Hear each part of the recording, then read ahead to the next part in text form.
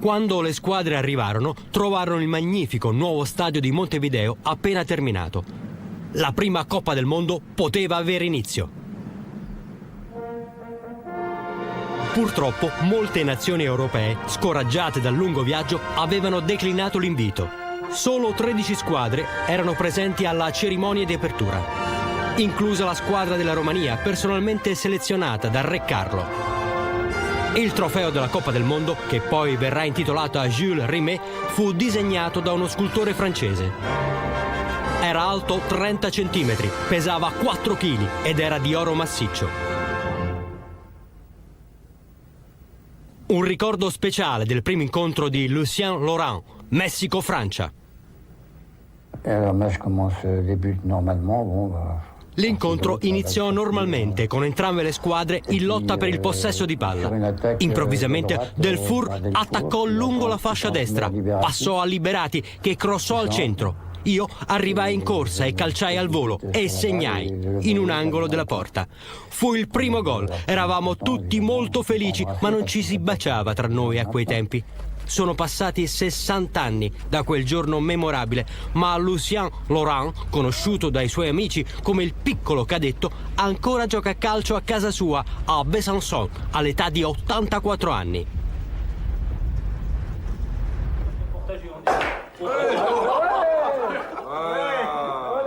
Ironia della sorte, solo ora il piccolo cadetto riceve il riconoscimento che merita per aver segnato il primo gol della Coppa del Mondo.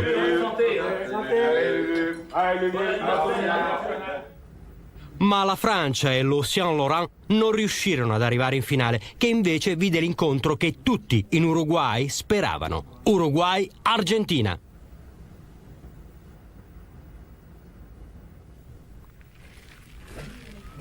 Emilio Recoba era nella formazione uruguaiana in quella prima finale di Coppa del Mondo. Il partito con los argentinos. La partita contro l'Argentina. Ricordo che loro giocarono così bene nel primo tempo che ebbero la meglio, ma dopo l'intervallo tutto cambiò. Davanti ad una folla di 90.000 persone allo Stadio Centenario, l'Uruguay era il favorito per la vittoria. Emilio Recoba era una riserva per il capitano Nesazzi, qui a sinistra. L'Uruguay giocava in calzoncini scuri.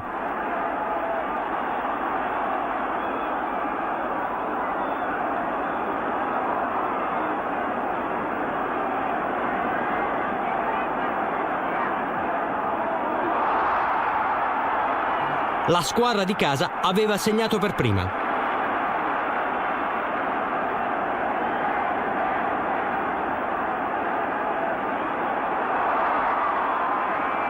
Ma alla fine del primo tempo l'Argentina era in testa, 2-1.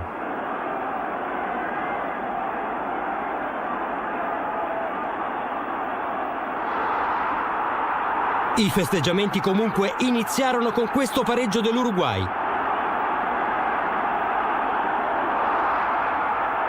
Poi, improvvisamente, gli uruguaiani ribaltarono il risultato.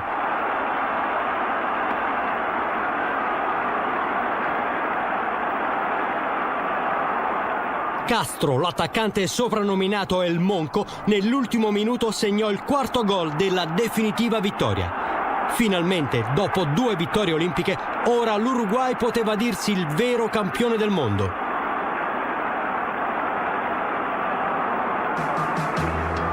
Il trofeo d'oro fu consegnato da Jules Rimet, una cerimonia che segnò il più alto momento del calcio uruguaiano. Un'allegria più grande. Eravamo felicissimi, fu un momento di grande celebrazione perché avevamo ottenuto 2 vittorie olimpiche, 7 campionati sudamericani e ora vincere la prima Coppa del Mondo. Fu fantastico. È un record. Yo eso que creo que nel mondo non si conosce. È la più bella sensazione che ci sia, il più grande onore nel calcio. E così nacque la Coppa del Mondo.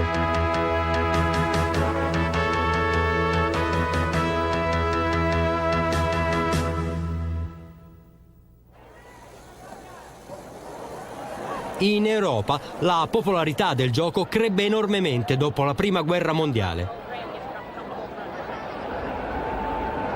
In Inghilterra più di 200.000 persone assistettero nel 1923 alla finale di Coppa tra i Bolton Wanderers e il West Ham United, la prima partita allo stadio di Wembley.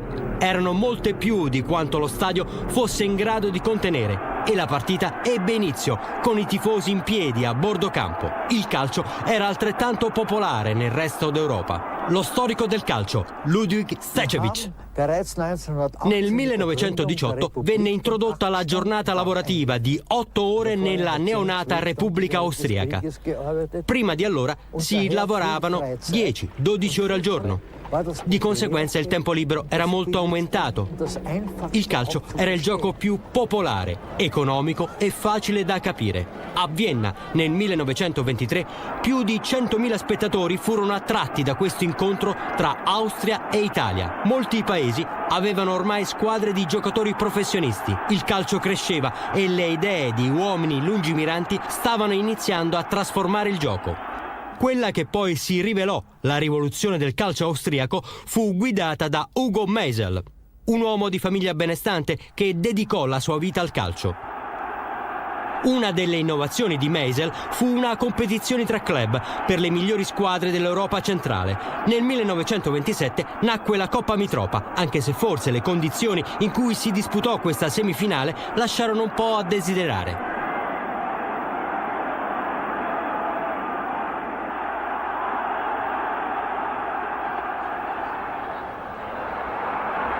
Lo Sparta Praga giocò contro il club viennese SK Rapid. Nella prima finale e con il campo più asciutto sconfisse gli austriaci in casa 6-2. La partita fuori casa fu una formalità e la prima competizione internazionale per club fu vinta dalla Cecoslovacchia.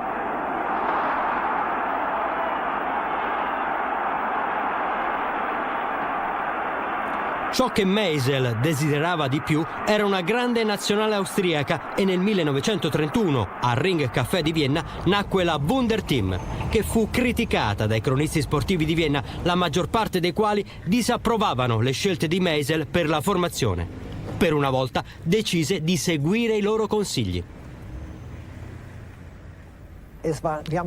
Avevamo due eccellenti giocatori di calcio che erano entrambi centravanti nei loro club, Schweidl nel Vienna e Sindelar nell'Austria, ma la coppia non era stata mai utilizzata in modo permanente. Sindelar veniva chiamato cartavelina per la sua impressionante magrezza. I giornalisti suggerirono di metterli insieme, Sindelar come centravanti e Schweidl come seconda punta. E così fu contro la Scozia il 16 maggio 1931 e vincemmo 5-0. Das war vor dem Spiel am 16. Mai 1931 und wir haben Schottland 5-0 geschlagen. La nuova Wunderteam, qui commemorata in un dipinto di proprietà della Federazione Calcistica Austriaca, fu imbattibile per quasi 2 anni. Giocò 12 partite contro i migliori in Europa, vincendone 10, pareggiandone 2 e segnando 49 gol.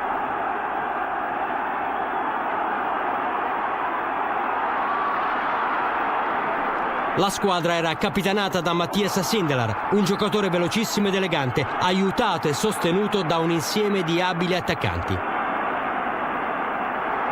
Nel 1932 la Wunderteam andò a Londra per una difficile prova, una partita contro l'Inghilterra, che non aveva mai perso in casa contro una squadra straniera.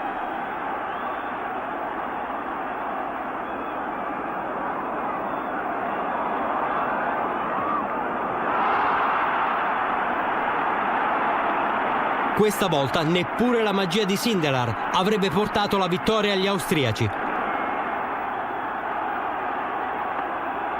Ma fu una partita combattutissima che l'Inghilterra riuscì a vincere solo sul 4-3. Questo risultato fu uno shock per il calcio internazionale. A suo modo dimostrò che lo strapotere inglese era stato incrinato. Purtroppo, più avanti, sarebbe addirittura accaduto. C'erano altre forze che nascevano in Europa. L'Italia, sotto Mussolini, era un paese che voleva impressionare il mondo e le vittorie sportive potevano essere un ottimo mezzo per riuscirvi. Quando all'Italia fu assegnata la Coppa del Mondo del 1934, il paese vide in ciò una grande opportunità per accrescere la credibilità internazionale. L'Italia giunse alla finale a Roma spinta da un'ondata nazionalista che la portò a fronteggiare la Cecoslovacchia sotto lo sguardo del Duce.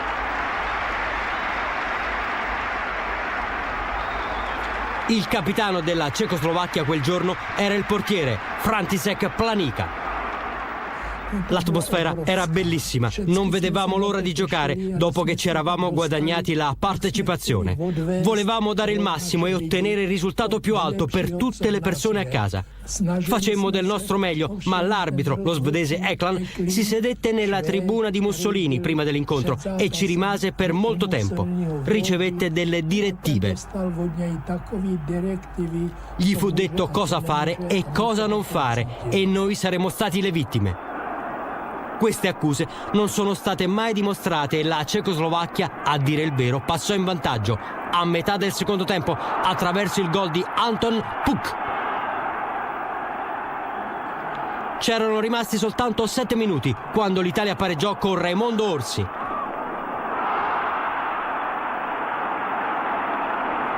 Poi, per la gioia di Mussolini, Angelo Schiavio segnò il gol della vittoria nei tempi supplementari. Gli italiani erano campioni del mondo.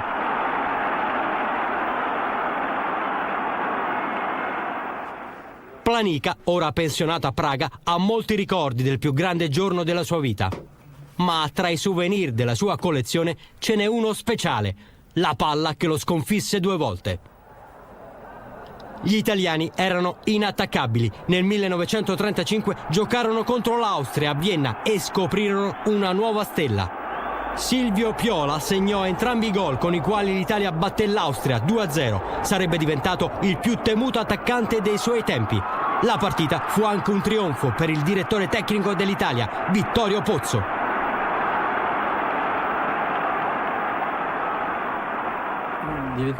Non ho altro che dei bei ricordi di Vittorio Pozzo. Non solo era una persona attenta, ma incoraggiava sempre i suoi giocatori quando erano in difficoltà. Era una persona molto umana. Posso solo spendere parole buone per lui in quel senso. Pozzo nacque a Torino, ma le sue idee sul calcio erano basate sulle sue esperienze in Inghilterra prima della Prima Guerra Mondiale. Al suo ritorno si trovò coinvolto nella guida della nazionale, divenne direttore tecnico a tempo pieno nel 1929. La sua abilità stava nell'essere capace di sfruttare, accrescendolo, il sentimento di autostima dei suoi giocatori per forgiare la forte squadra italiana.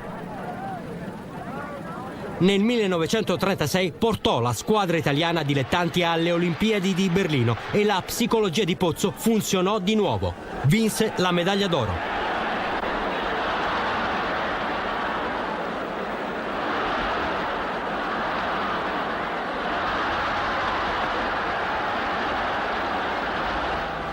Ma la mappa d'Europa stava cambiando velocemente. Nel 1938 l'Austria cessò di esistere come Stato sovrano quando fu annesso dal Terzo Reich.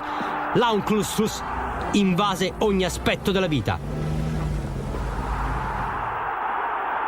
Quando la Germania giocò contro la Svizzera, nella partita di apertura della Coppa del Mondo di quell'anno in Francia, incluse 5 membri dell'ex squadra austriaca, ormai cancellata, ma non gli giovarono molto.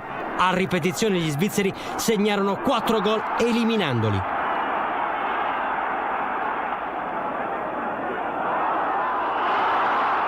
I favoriti erano ancora una volta gli italiani.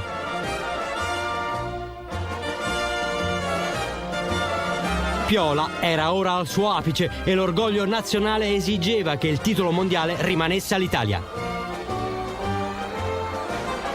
Il primo ostacolo fu la Norvegia.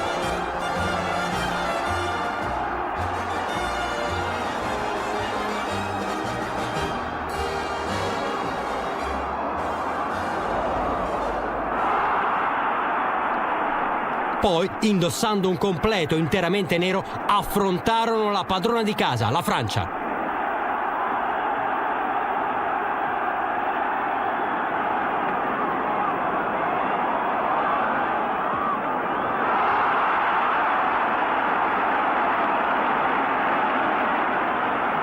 In semifinale incontrarono il Brasile. Il Brasile era l'unico paese sudamericano presente in Francia e tra i suoi giocatori c'era Leônidas da Silva, uno dei più forti al mondo. Contro la Polonia egli dimostrò il suo talento per la prima volta in Europa, segnando 4 gol.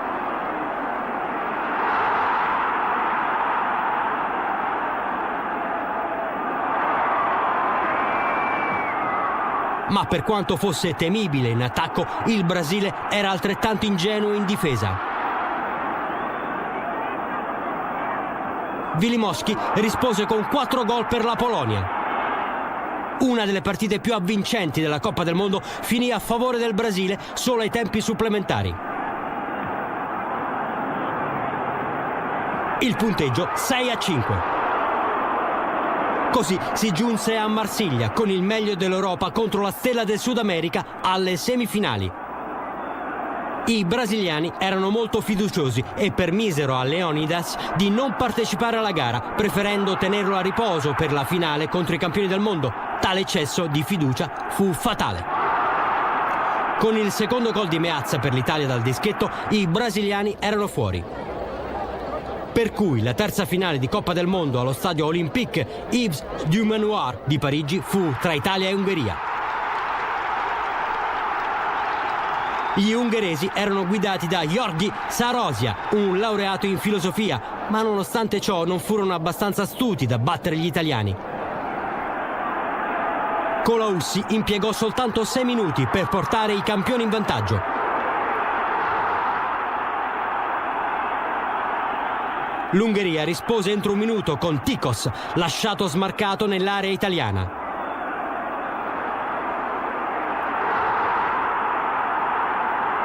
L'Italia non perdeva contro l'Ungheria da 13 anni e si impegnò a smantellare la difesa ungherese.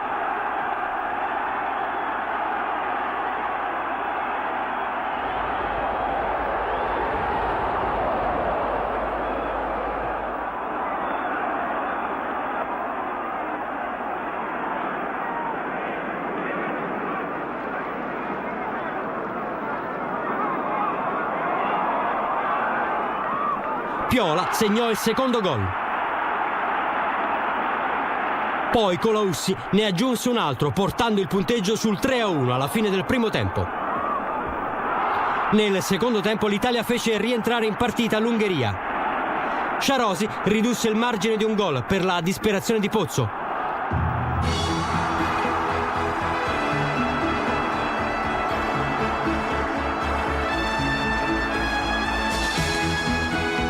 Non dovette soffrire ancora per molto perché la vittoria dell'Italia fu resa certa da Piola.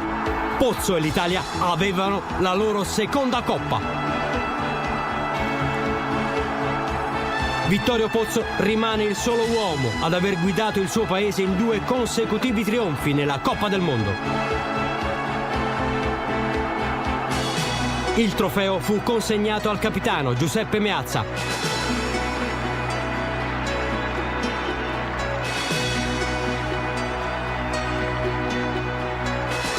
Questa dell'Italia sarebbe stata l'ultima vittoria per il calcio europeo per più di un decennio, poiché di nuovo il mondo sarebbe piombato in un conflitto mondiale.